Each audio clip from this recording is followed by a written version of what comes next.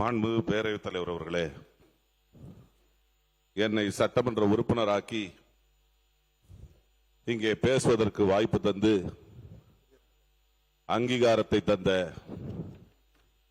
திராவிட model முதலமைச்சர் கழகத் தலைவர் அவர்களுக்கு முதற்கண் என்னுடைய நன்றியினை தெரிவித்து, வாய்ப்பு தந்த தங்களுக்கும் என்னுடைய நன்றியினை தெரிவித்து,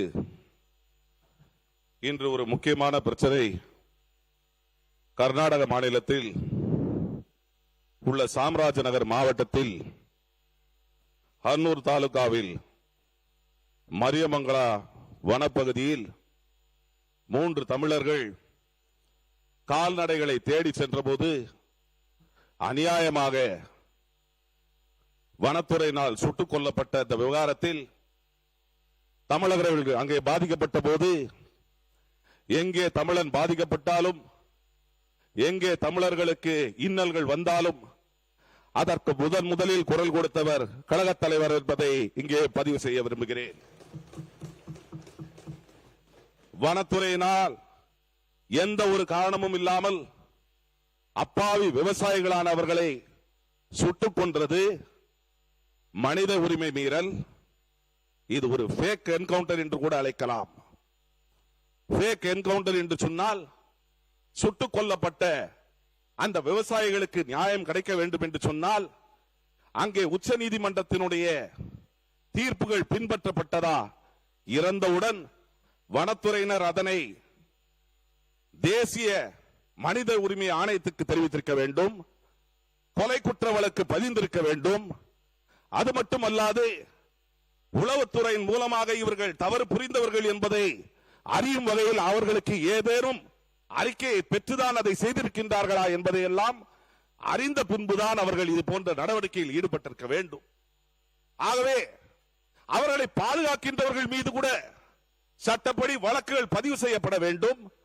தமிழர்களுக்கு நியாயம் கிடைக்க வேண்டும் என்று சொன்னால் அவர்களுக்கு, அந்த பாதிக்கப்பட்ட குடும்பத்தினருக்கு வேலை வாய்ப்பு கொடுக்கப்பட வேண்டும். கொலை வழக்கு பதிவு செய்யப்பட வேண்டும். அவர்களுக்கு போதுமான காம்பன்சேஷன் கொடுக்கப்பட வேண்டும். இது தவிர இதில் ஈடுபட்ட அந்த காவல்துறையினர் மீது ஃபேக் என்கவுண்டருக்கு நீதி விசாரணை நடைபெற வேண்டும். இது போன்று நடந்தால் எதிர்காலத்தில் இனிமேல் தமிழர்கள் அதனை அனுமதிக்க மாட்டார்கள் என்ற வகையில் அது இருக்க வேண்டும் என்பதை தெரிவித்து, இதை நாம் சாதாரணமாக எடுக்கக்கூடாது. இது தமிழர்களுக்கான பிரச்சனை. அவர்கள் கொடுக்கின்ற விளக்கங்களையும் ஏற்கக்கூடாது. தெளிவான நீதி விசாரணை நடைபெற வேண்டும். அதற்காக இந்த அரசுடைய கவனத்தை ஈர்த்து அரசாங்கம், நம்முடைய தமிழக அரசு அழுத்தம் கொடுக்க வேண்டும். நம்முடைய தமிழக அரசு மற்ற மாநில, அந்த கர்நாடக மாநிலத்தில் நடைபெற்ற இந்த கொலை வழக்கை கண்டித்து இது போன்ற உச்ச நீதிமன்றத்தினுடைய தீர்ப்புகள் பின்பற்றப்பட்டதா என்பதை தெளிவாக எடுத்துச் சொல்ல வேண்டும் என்று தெரிவித்து அமர்கிறேன். நன்றி. மாண்புமிகு உறுப்பினர் முன்னாள் முதலமைச்சர் திரு எடப்பாடி கே பழனிசாமி அவர்கள். மாண்புமிகு பேரவைத் தலைவர்களே, தமிழ்நாட்டை பூர்வீகமாக கொண்ட குடும்பங்களைச் சேர்ந்த 4 பேர் 15/8/2026 அன்று சாம்ராஜ்நகர் மாவட்டத்தில் உள்ள காவேரி வனவிலங்கு சரணாலயத்திற்கு அருகில் உள்ள பாதுகாக்கப்பட்ட வனப்பகுதியில் காணாமல் போன தங்களது கால்நடையை தேடி போனதாகவும், அப்போது கர்நாடக வனத்துறையினால் அந்தோணிசாமி, ஜான் ரோஸ் பீட்டர் மற்றும் குமார் ஆகிய 3 பேர் சுட்டுக் கொல்லப்பட்டதாகவும், 4வது நபர் படுகாயத்துடன் மைசூர் அரசு மருத்துவமனையில் சிகிச்சை பெற்று வருவதாகவும் பாதிக்கப்பட்ட குடும்பத்தினர் தெரிவித்துள்ளனர். மான் வேட்டையில் ஈடுபட்டதால் இந்நிகழ்வு ஏற்பட்டுவிட்டது என்று வனத்துறையில் சுட்டதாக பாதிக்கப்பட்ட குடும்பத்தினர் தெரிவிக்கின்றனர்.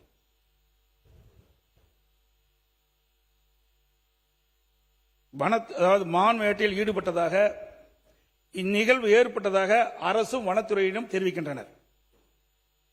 கர்நாடக வனத்துறையினால் அப்பாவி தமிழர்கள் 3 பேர் துப்பாக்கியால் சுடப்பட்டு உயிரிழந்த ஒரு துயரமான சம்பவமாகும்.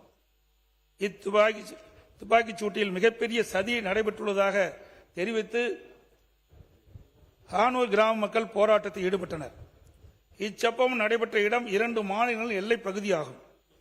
நியாயமான விசாரணை நடைபெற வேண்டுமென்றால் இதை சிபிஐ விசாரிக்கத்தான் உண்மை வெளிவரும். எனவே இவ்வழக்கை சிபிஐ விசாரணைக்கு உட்படுத்த உரிய நடவடிக்கையை இந்த அரசு மேற்கொள்ள வேண்டும்.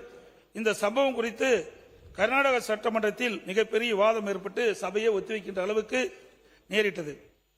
உயிரிழந்த மூவரின் குடும்பத்திற்கு கர்நாடக அரசு அறிவித்துள்ள நிதி ரூபாய் 5 லட்சம் மிக குறைவு. எனவே தமிழக அரசின் சார்பாக பாதிக்கப்பட்ட குடும்பங்களுக்கு தேவையான உதவிகள் செய்ய இந்த அரசை வலியுறுத்துகிறேன். இதுபோன்ற சம்பவங்கள் மேலும் தொடராத வகையில் கர்நாடக அரசோடு தொடர்பு கொண்டு உரிய நடவடிக்கை மேற்கொள்ள தமிழக அரசு முன்வர வேண்டும். இப்பிரச்சனையின் உண்மை நிலையை தமிழக மக்களுக்கு தெரிவிக்க வேண்டிய கடமை இந்த அரசுக்கு இருக்கின்றது என்று கூறி அரசியலின் கவனத்தை ஈர்த்து அமைகிறேன். மாண்புமிகு உறுப்பினர் முனைவர் கணேஷ்குமார் அவர்கள் சுருக்கமாக.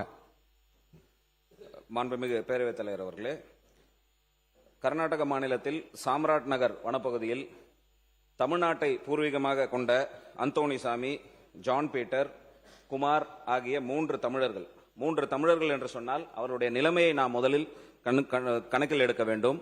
மேட்டூர் அணை இங்கே கட்டப்பட்ட பொழுது தர்மபுரி பகுதியில் வாழ்ந்த அவர்கள் மேட்டூர் அணைக்காக தன்னுடைய வாழ்வாதாரத்தையே இழந்து புலம்பெயர்ந்து அந்த கிராமத்தில் சென்று வசித்து இருக்கக்கூடியவர்கள். தங்களுடைய கால்நடைகளான மாடுகள் காணவில்லை என்று வனப்பகுதியில் தேடி சென்றிருக்கக்கூடிய சூழ்நிலையில் சுட்டுக் கொல்லப்பட்டிருக்கிறார்கள். இதற்காக கர்நாடக வனத்துறையினர் மான் வேட்டைக்கு வந்ததாக ஒரு காரணம் சொல்லி அங்கே அந்த சம்பவம் நடந்ததாக கூறுகிறார்கள்.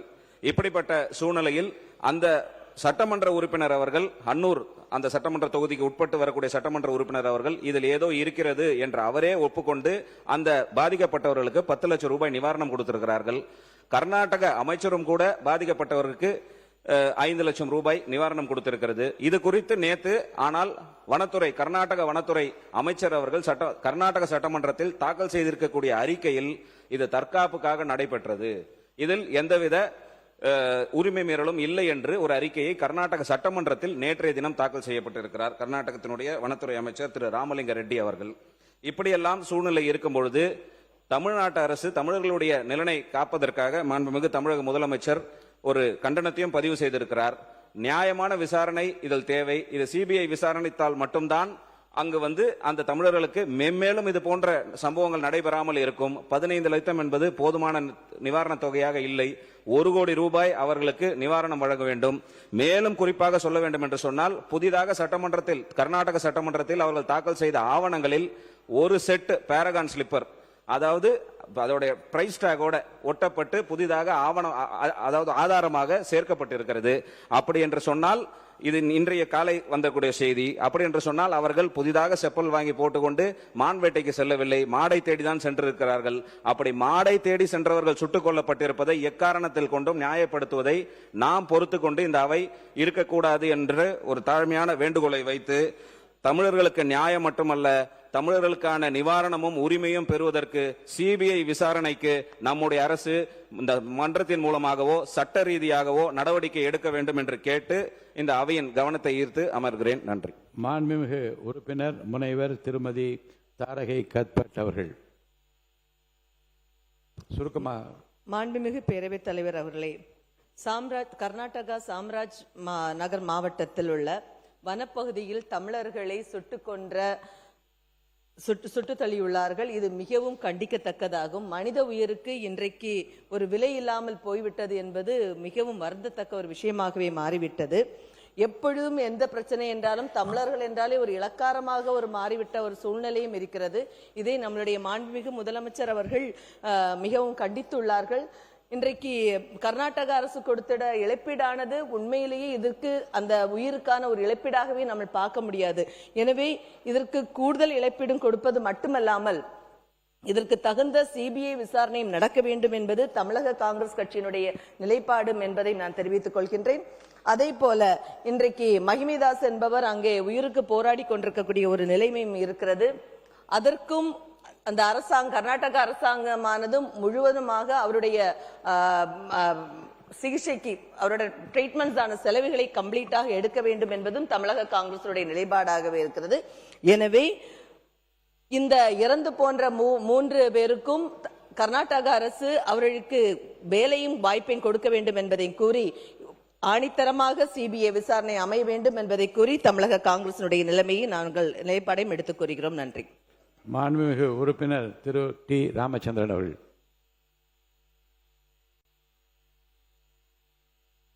மாண்புமிகு பேரவை தலைவர் அவர்களே, கர்நாடகா மாநிலம் சாம்ராஜ்நகர் மாவட்டம் அன்னூர் வட்டம் தாமையர் பாளையம் கிராமத்தை சார்ந்த அந்தோணிசாமி, ஜான் பீட்டர், குமார் என்ற 3 தமிழர்கள் தங்களுடைய கால்நடைகள் வனப்பகுதிக்கு சென்று வீடு திரும்பவில்லை என்று கடந்த 14ஆம் தேதி வன பகுதியை நோக்கி கால்நடைகளை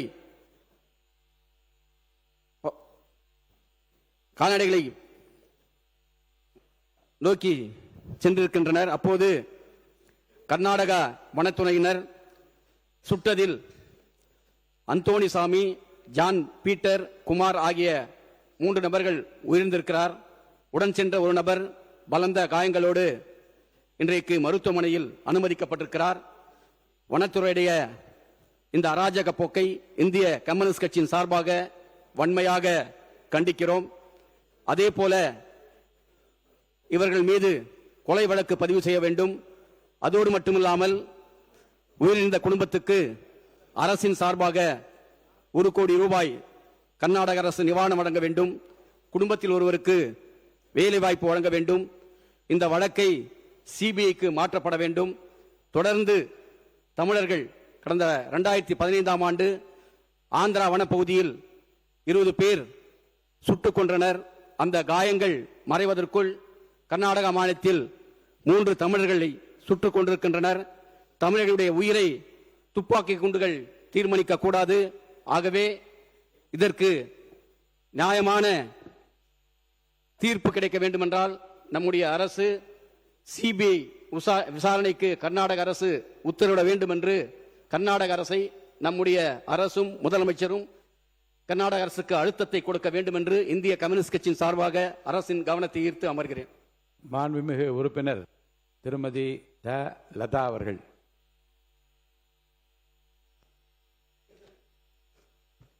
மாண்புமிகு பேரவைத் தலைவர் அவர்களே, கர்நாடக மாநிலம் சாம்ராஜ்நகர் மாவட்டம் ஹானூர் தாலுகா தோமையார் பாளையம் கிராமத்தை சார்ந்த தமிழகத்தை பூர்வீகமாக கொண்ட விவசாயிகள் வழக்கமாக மாடு மேய்க்கும் வனப்பகுதிக்குள் காணாமல் போன மாடுகளை தேடிச் சென்று அந்தோணிராஜ், ஜான், குமார் ஆகியோரை கர்நாடக மாநில வனத்துறையினர் சுட்டு கொலை செய்திருப்பது வன்மையாக கண்டிக்கத்தக்கக்குரியது. தங்கள் குற்றத்தை மறைக்க அவர்கள் வேட்டையாடினார்கள் என்று வனத்துறையினர் பொய்யான குற்றச்சாட்டை தெரிவித்துள்ளனர். இந்த துப்பாக்கி சூட்டை கொலையை எவ்வகையிலும் ஏற்றுக்கொள்ள இயலாது என்று மார்க்சிஸ்ட் கம்யூனிஸ்ட் கட்சி வலியுறுத்துகிறது. சம்பந்தப்பட்ட வனத்துறையினர் பணி நீக்கம் செய்து கைது செய்ய வேண்டும். கொல்லப்பட்டவர்கள் தமிழர்கள் என்ற அடிப்படையில் தமிழ்நாடு அரசு தனது கண்டனத்தை கர்நாடக அரசுக்கு தெரிவிக்க வேண்டும். உயிரிழந்த தமிழர்களுக்கு 1 கோடி ரூபாய் நிவாரணம் வழங்கிட வேண்டும். இது குறித்து உரிய முறையில் நீதி விசாரணை உத்தரவிட வேண்டும் என்று கேட்டுக்கொண்டு அமர்கிறேன். மாண்புமிகு உறுப்பினர் திரு எம். போஜராஜன் அவர்கள்.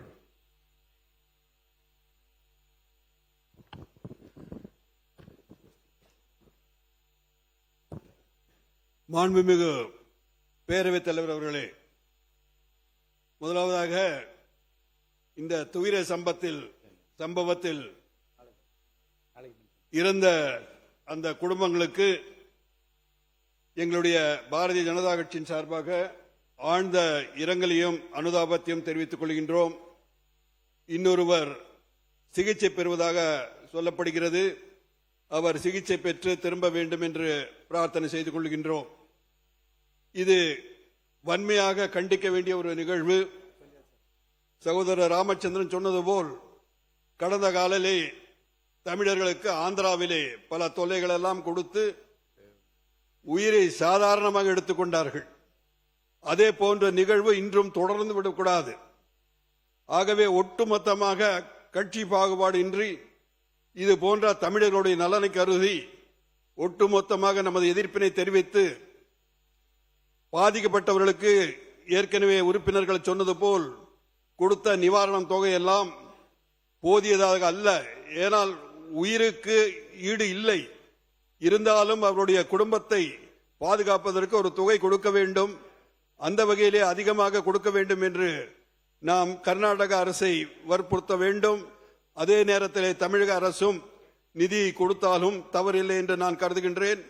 எங்களுடைய பாரதிய ஜனதா கட்சியின் சார்பாக கர்நாடக அரசு அவர்கள் அதிகாரிகள் செய்து கொண்ட அந்த முறை அவசரமாக செய்ததை பார்த்தால் நமக்கு சந்தேகங்கள் எழுகின்றன. ஆகவே உரிய விசாரணை செய்து அந்த அதிகாரிகளை கண்டிப்பாக நடவடிக்கை எடுத்து நமது தமிழர்களுக்கு பாதுகாப்பு ஒரு உணர்வை நாம் ஏற்படுத்த வேண்டும் என்று பேரவைத் தலைவர் அவர் மூலமாக கேட்டுக்கொள்கின்றேன். நன்றி, வணக்கம்.